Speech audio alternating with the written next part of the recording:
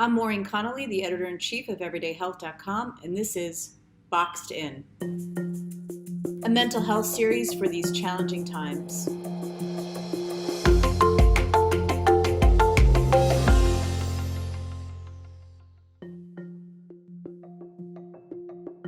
I wondered if you could explain really at its core, what is driving our fear and depression and anxiety? The depression and anxiety, I think, come from a number of sources. The most obvious one is the fear of this virus that could kill us or kill the people we love.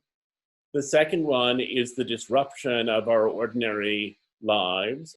There's a lot of anxiety also tied to the fact that we don't know how long this will go on. We don't know when we'll hug someone again, and we don't know when we'll go back to work, that we don't know any of what's going to happen.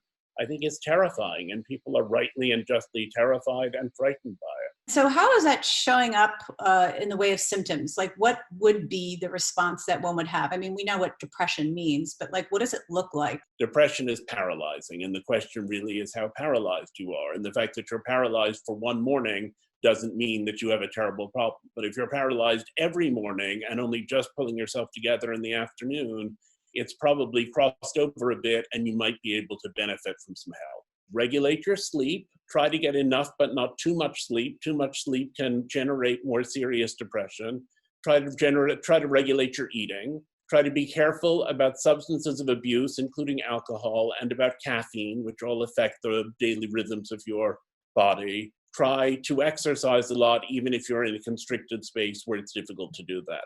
But if you do all of those things and you basically try to turn around into a healthy way of life and you still are feeling paralyzed and terrible, depression is a very common complaint, especially now. It's also a very treatable one.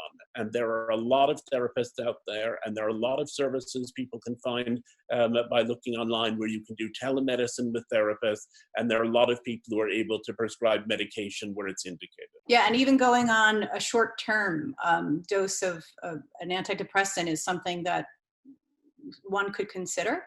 Would it be helpful? Yes, I think a lot of people think once you start taking antidepressants, you're sort of stuck for life and that you're somehow utterly transformed by the experience. The reality is that you can take an antidepressant to get through this bizarre period we're in. And when we're out on the other side and you feel ready to re-engage with the world, you can go off it. Do what you need to do to get through a time that is traumatic for everyone.